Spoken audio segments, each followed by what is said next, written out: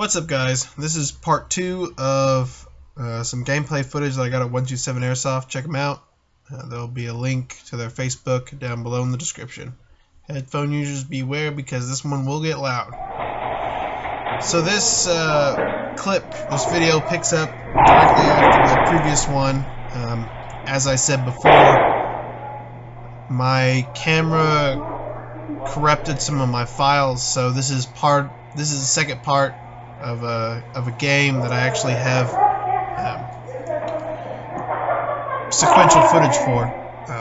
So this is an attack and defend. We're defending game mode, and we're just holding down this building. So if you haven't seen my first video in this, I guess the previous video to this one, I'll tell you what I'm doing here. So I breached in the building, and I made my way over to this wall. Like I said before, I want to be at a 90-degree angle to the wall, so that, well, not so that, but because when somebody enters a room, when you enter a room, you're typically focused on what's in front of you, or maybe a 45-degree arc of what's in front of you. If I'm over on the flank of the enemy, chances are they won't see me until it's too late. Now you also see me prone, and as I said before in the previous video, that serves two purposes. One, I'm lazy, because I am.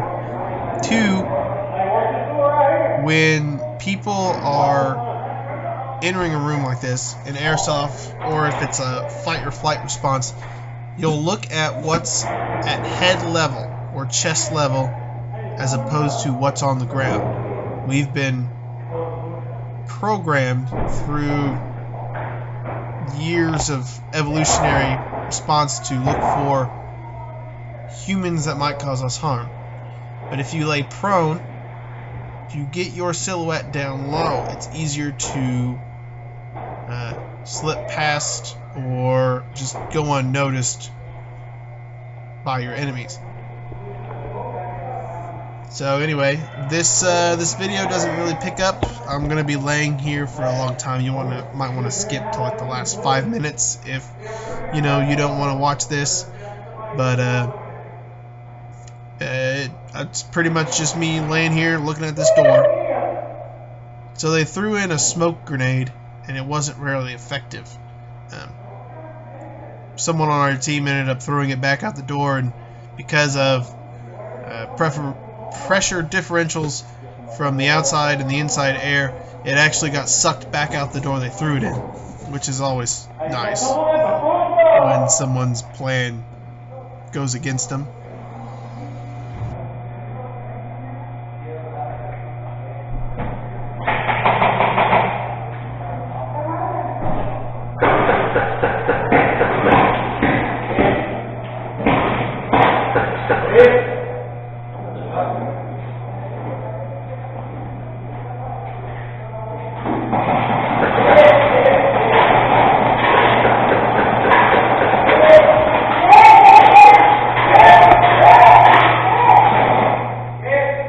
So what happened there is somebody decided to stick their gun through the crack of the door in the door frame and start hosing everybody down inside on full auto.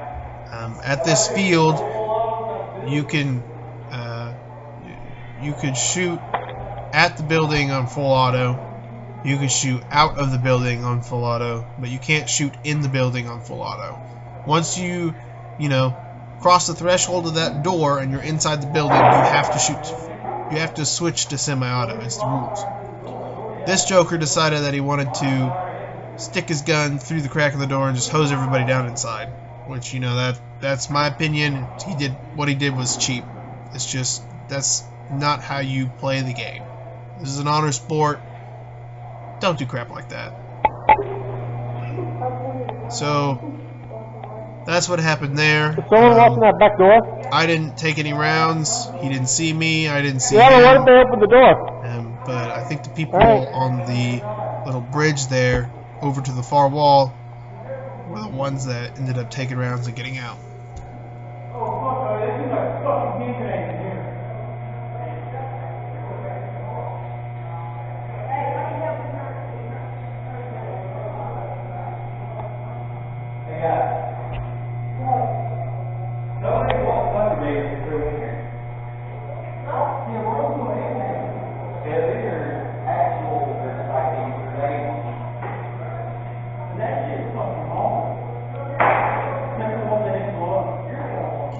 something I kind of want to talk about now is patience.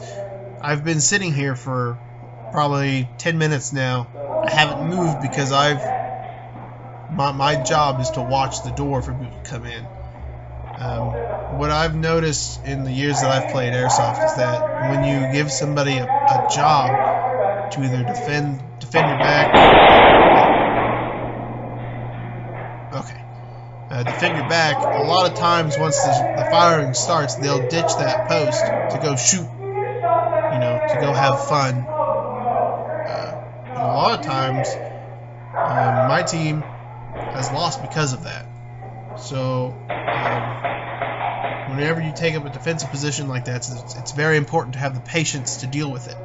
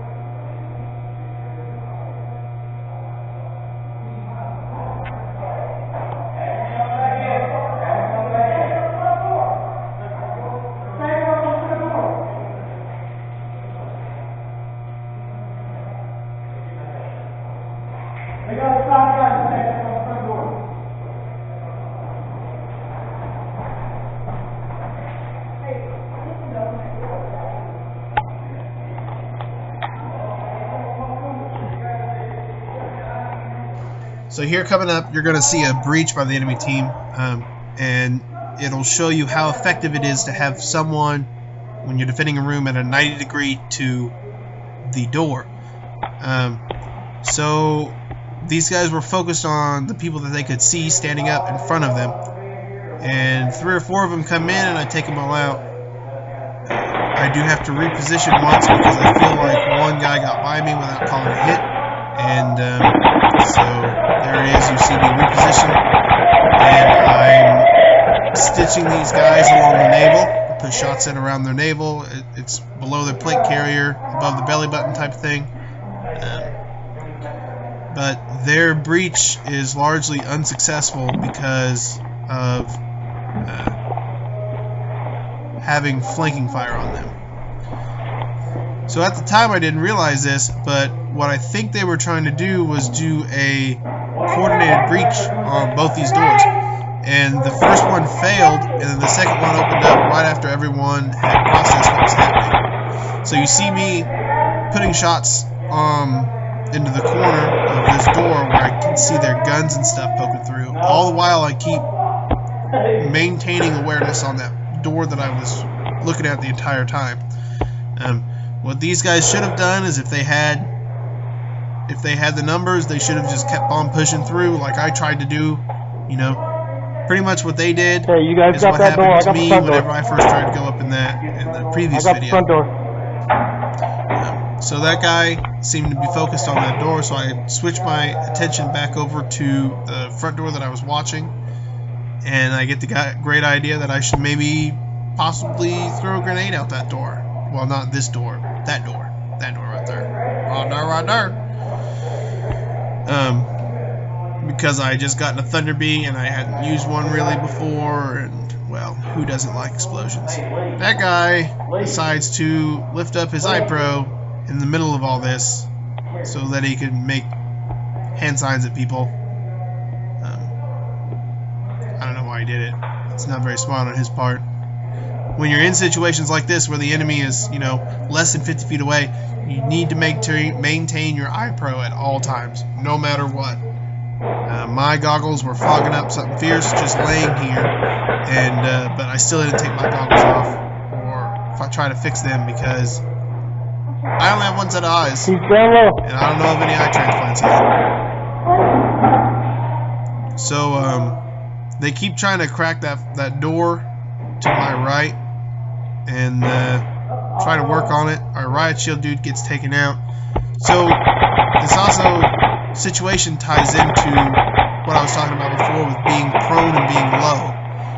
I have solid cover between me and them, but I'm also low to where they don't see me whenever they stick their head in the door. You know, they see this guy right in front of me, the one over in the corner, Cover me.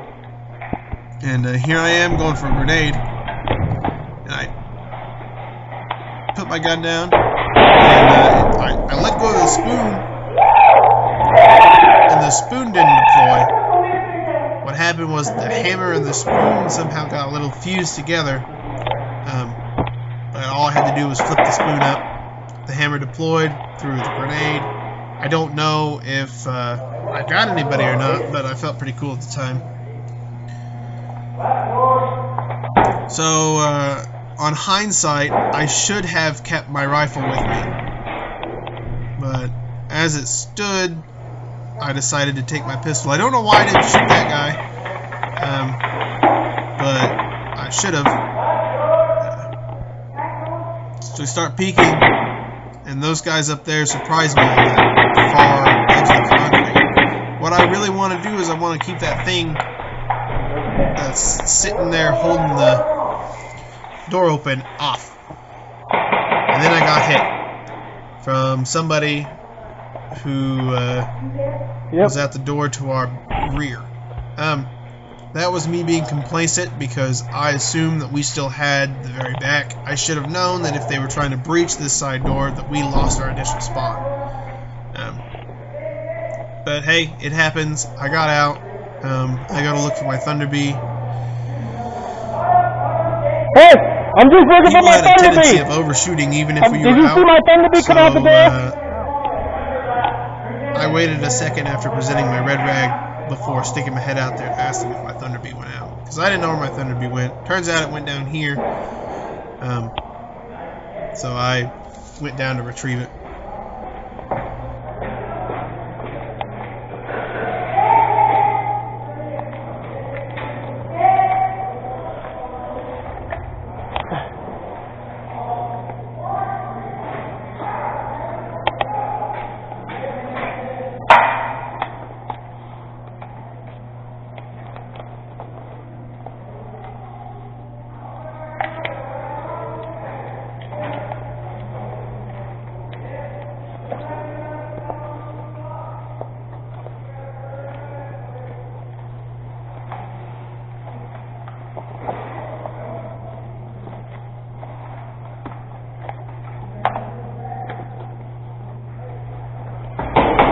So I retrieve my Thunder Bee and I head back up there. I'll make sure that they can hear me, and the first thing they see is my dead rag because nobody likes getting lit up, even after the fact.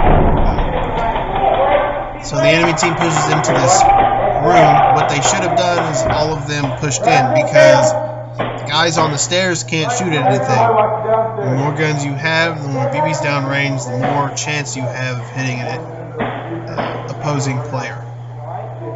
There's plenty of cover for them to use. You know, they can use those uprights, they can use that chair, stuff like that. There's a table there they should have used, but they didn't. I mean, you know, whatever happened, happened, but that's what probably would have helped